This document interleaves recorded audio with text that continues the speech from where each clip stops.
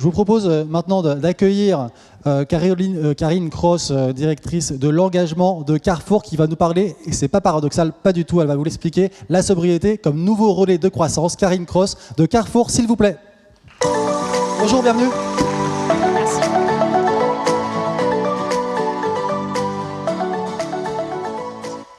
Bonjour à toutes et à tous. Écoutez, je suis ravie d'être là avec vous aujourd'hui pour parler de sobriété comme relais de croissance. Donc voilà, je m'appelle Karine Cross, je suis Chief Impact Officer du groupe Carrefour, qui est l'un des principaux distributeurs mondiaux que vous connaissez tous, je pense. Et donc, j'ai essayé de vous montrer en quoi la sobriété est pour nous un relais de croissance. Et je pense que si on arrive à l'illustrer avec le cas de la grande distribution, c'est qu'on peut l'illustrer pour toute une série de business models. Donc la sobriété comme relais de croissance, quand on en parlait avec Vincent Ducret, c'est pas forcément intuitif. On imagine plutôt que la sobriété, quand on en parle autour de nous, c'est plutôt une connotation péjorative. On pense souvent, quand on parle de sobriété aux gens dans la rue, au côté abstinence de vin, d'alcool, c'est plutôt de l'austérité, c'est du renoncement, c'est pas quelque chose de très positif. Mais nous, on est convaincus que la sobriété, c'est au contraire un moyen de réconcilier le développement, la croissance, continuer à faire de la croissance dans un monde où les ressources sont, évidemment, on le sait tous, de plus en plus limitées. Je suis convaincue qu'on voit tous les bénéfices qu'on a eus depuis 50 ans de la mondialisation, ce que ça a pu nous apporter, évidemment, nous dans le secteur de la grande distribution, en termes de massification des flux, de concurrence, d'amélioration du pouvoir d'achat pour nos clients. Mais on voit aussi depuis 20 ans, évidemment, ce que le Hub Institute décrypte à longueur de journée, le fait que nos ressources ne sont pas illimitées, qu'on a évidemment des ressources limitées en termes d'eau, d'énergie, de digital. Dans tous les domaines, on a un sujet de limitation des ressources. Et souvent, la question qui se pose, jusqu'à encore il y a quelques mois ou quelques années, c'était est-ce qu'il faut aller vers la décroissance? Est-ce qu'il faut arrêter de croître? Et je pense que la réponse n'est pas arrêter de croître. Aucun de nous n'a envie d'arrêter la croissance. On a tous envie de continuer la croissance. On le voit souvent avec les pays en voie de développement dans les négociations et les discussions internationales qui évidemment ne veulent pas arrêter la croissance qu'ils n'ont pas eue. Et on le cherche tous, qu'on soit un pays plus ou moins développé, à continuer à avoir de la croissance. Et c'est donc là où la sobriété arrive. Vous allez me dire, c'est un petit peu comme le développement durable. La sobriété, c'est un petit peu le même type de sujet. Sauf que le développement durable, c'était une vision un peu plus lointaine. Ça a été créé en 92, comme vous le savez, la notion, à la conférence de Rio. C'est une notion qui vise à garantir l'avenir des générations futures. Et quand on fait des tests auprès des consommateurs, c'est quelque chose d'encore un peu lointain. On a parfois du mal à se mobiliser pour le développement durable, pour les générations futures. Alors que la sobriété, son avantage, c'est que c'est immédiat. Quand on parle d'efforts de sobriété, c'est tout de suite, maintenant. C'est pas pour nos enfants, pour nos petits-enfants qui devront se mobiliser, c'est nous tout de suite. Et c'est là où la sobriété, nous chez Carrefour, ça nous semble être quelque chose de véritablement majeur et qu'on peut décliner dans tous nos business models pour en faire de la croissance. Alors le premier exemple, évidemment, qu'on connaît tous, c'est la sobriété énergétique. Donc ça, évidemment, c'est le gouvernement qui l'a mis sur la table il y a quelques mois. La sobriété énergétique, c'est plus de réfléchir à 2030, à 2040, c'est de réfléchir tout de suite à comment on peut passer l'hiver ensemble, comment on peut développer des éco-gestes, parfois assez simples, mais comment on peut aussi réfléchir à des modèles plus durables de mutualisation. Je pense par exemple au réseau de chaleur, à toutes les infrastructures qui nous permettent d'avoir des effets d'échelle et de limiter la consommation d'énergie. Donc la sobriété énergétique, je pense que ça commence à arriver dans le débat public. Tout le monde pense que c'est une bonne idée. Mais il faut aller au-delà de l'énergie. Et donc c'est là où je veux parler de l'expérience Carrefour pour vous dire comment nous, la sobriété est un relais de croissance. C'est un relais de croissance parce que c'est demandé par nos clients, évidemment. Nos clients nous demandent d'être plus sobres, d'avoir moins d'atteintes sur les sols, sur les ressources naturelles. Ils nous demandent de développer, par exemple, des filières bio, des filières sans pesticides. C'est demandé par nos actionnaires, par nos investisseurs, parce que je pense qu'on a tous les mêmes contraintes. On a toujours des actionnaires et des investisseurs qui nous demandent d'être plus sobres en termes d'usage des ressources. Et c'est demandé aussi par nos salariés, par nos employés qui sont très contents.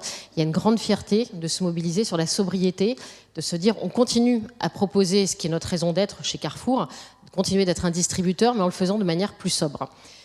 Donc comment on l'illustre concrètement? Comment ça crée de la valeur chez nous? On se mobilise sur 3 axes sur la sobriété. La première, c'est la sobriété sur le climat. Ça, évidemment, je pense qu'on est tous confrontés à ce sujet de la sobriété sur le climat. Notre grande question, c'est comment on continue à proposer des produits, des services en magasin, tout en ayant moins d'atteintes, moins d'impact sur le climat.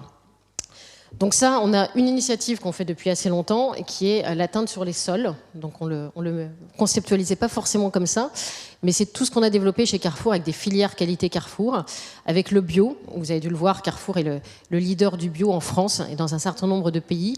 On le fait parce qu'évidemment, tous ces procédés agricoles utilisent moins de pesticides et polluent moins les sols. Donc la préservation des sols, c'est vraiment un sujet sur lequel on s'est impliqué depuis assez longtemps. Et on l'a étendu, évidemment, comme beaucoup de gens, au climat. Donc sur le climat, pour revenir sur des discussions un peu techniques, mais qu'on a tous, il y a les émissions directes, le scope 1 et le scope 2, et les émissions indirectes, le scope 3 qu'on calcule tous. Et nous, dans la grande distribution, on a une particularité, c'est qu'on a très peu d'émissions directes, c'est-à-dire que nos magasins consomment de l'énergie, produisent des déchets, mais surtout, ce qui émet beaucoup de CO2 chez nous, c'est les produits qu'on vend dans nos magasins. C'est les canettes de Coca avec leur emballage, c'est les emballages de tout ce qu'on peut imaginer qu'on vend chez nous. Et c'est là où on a beaucoup d'émissions de carbone. Donc, ce qu'on a décidé de faire très récemment, ça date de début novembre, on avait déjà une trajectoire climat sur le carbone sur les scopes 1 et 2, nos émissions directes. Et on vient de prendre un engagement d'essayer d'emporter aussi la sobriété des gens qu'on commercialise chez nous. Et donc, on a pris un engagement pour nos 100 plus grands fournisseurs. Donc, probablement, certains d'entre vous dans la salle en font partie. C'est les grandes marques qu'on vend chez nous, les Coca-Cola, Nestlé, Unilever, L'Oréal. Tous ces grands fournisseurs, dont on considère que ce sont des multinationales qui ont un certain nombre de moyens, on leur demande d'avoir une trajectoire climat d'ici 2026. Et s'ils n'en ont pas, une trajectoire 1,5 degré, on les sortira de nos magasins, on les déréférencera. Et donc ça, c'était une initiative majeure. On a commencé à faire des tables rondes en magasin. Ça parle plutôt bien à nos consommateurs qui, en effet, considèrent qu'on est un distributeur, mais aussi un sélectionneur de ce qu'on veut vendre chez nous. Et donc, on laisse un délai de 4 ans pour que les gens qui sont commercialisés chez nous, en tout cas les grands, les plus grands d'entre eux, ceux qui ont un peu plus de moyens que les autres, aient une trajectoire climat. Donc ça, c'est notre premier axe sur la sobriété, sur le climat. Un autre point, évidemment, sur lequel la grande distribution est très souvent associée en négatif, c'est la lutte contre le gaspillage. C'est vraiment aussi un de nos ADN forts chez Carrefour, de se mobiliser contre tous les gaspillages, parce que c'est vraiment là où on arrivera à être le plus sobre. Donc on a choisi 2 axes d'action. Le premier, c'est la lutte contre le gaspillage, le plastique. Essayer d'éviter d'avoir des plastiques qui ne servent à rien, des plastiques superflus. Donc ça, on se mobilise par exemple pour retirer des plastiques qui ne servent à rien de nos emballages. On a souvent l'exemple des piles. Quand vous achetez des piles, il y a un blister dessus. Il y avait un blister dessus il y a quelques années. Ça ne sert à rien. On peut l'enlever. On donne aussi l'exemple des sous-vêtements. Voilà, les sous-vêtements, jusqu'à il y a très peu de temps, il y avait un plastique dessus. Alors qu'en pratique, tout le monde va acheter des sous-vêtements pour ses enfants chez Carrefour, mais les lave en rentrant. Donc il n'y a pas besoin d'un emballage plastique. Donc on a toute une série d'actions comme ça qui sont vraiment du quotidien, mais qui à la fin font des dizaines de milliers de tonnes pour retirer le plastique et éviter que ce plastique ne se retrouve dans les endroits où on ne le souhaite pas.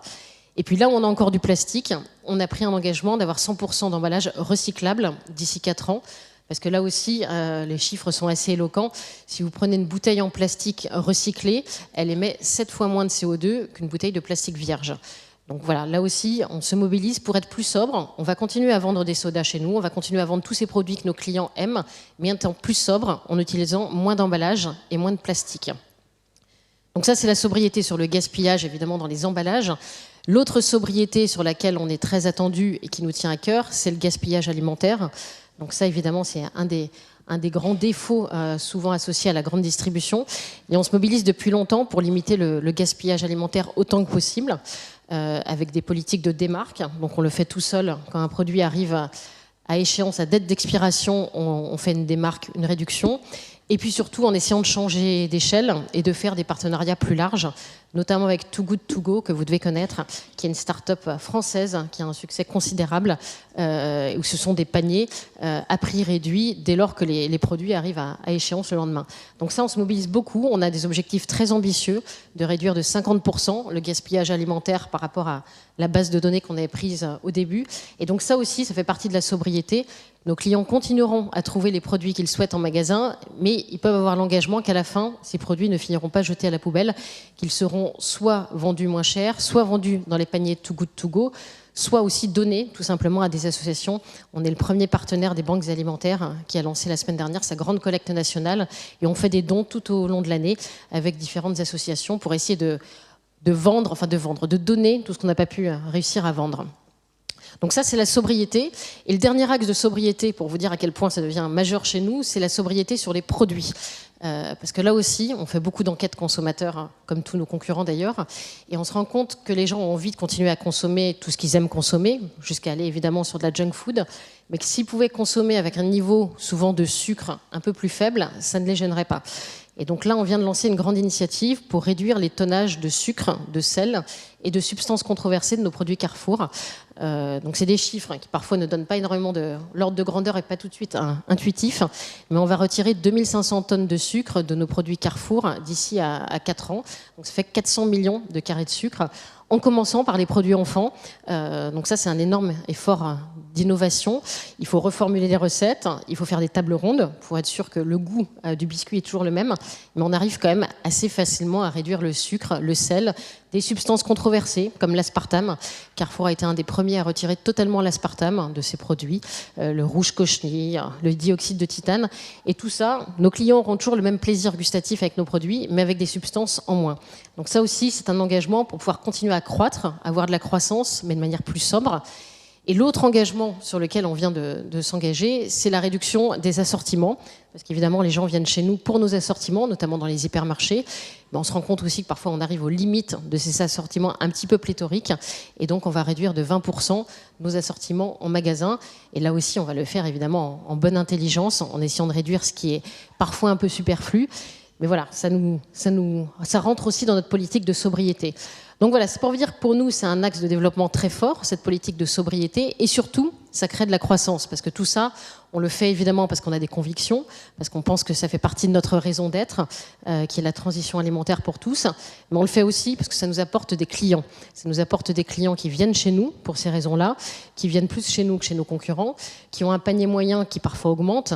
On aime bien donner justement dans ces exemples des produits sains le développement de l'alimentation végétale. Les produits évidemment non carnés, tout ce qu'on appelle le plant-based, le veggie. Carrefour va avoir l'offre la plus large du marché sur ces produits. On le fait évidemment pour des raisons de santé. Il y a beaucoup d'études qui montrent que si on réduit de 10% sa consommation de viande, on aurait une espérance de vie significativement améliorée. On le fait pour des raisons évidemment de climat. On sait tous que l'alimentation végétale, ça émet beaucoup moins de CO2 qu'une alimentation carnée. Je ne sais pas ce que vous avez mangé à midi avec le Hub Institute. Si vous avez mangé un steak haché, c'est 700 grammes de CO2. Si vous avez mangé une assiette de pois chiches, ce qui est, je dois l'avouer, un peu plus rare, c'est 4 grammes de CO2. Donc voilà, on s'est mis aussi dans ce développement du plant-based et du veggie, mais on le fait aussi parce que je pense qu'autour de vous, vous voyez tous des jeunes générations, notamment des adolescents qui consomment végétal, qui sont devenus totalement végétariens. Et ce sont les parents qui font les courses. Et donc, notre pari à nous, c'est qu'ils viendront chez Carrefour aussi, parce qu'on a l'offre la plus large du marché sur ce segment du végétal. Donc voilà, tout ça pour vous dire que nous, chez Carrefour, on est convaincus que la sobriété est un relais de croissance pur et dur, que ça peut nous apporter des nouveaux axes de développement, et que c'est une solution, en effet, à ce sujet de comment on concilie, quelque part, RSE, développement durable et croissance économique. Donc voilà, je pense que dans la grande distribution, c'est assez facile de l'illustrer. Et on espère que d'autres secteurs mettront aussi la sobriété un petit peu comme raison d'être, comme vraiment apanage de leur stratégie. Donc voilà, on vous invite, on espère être d'autres à suivre sur ce chemin de la sobriété. Merci beaucoup, Karine Kroos.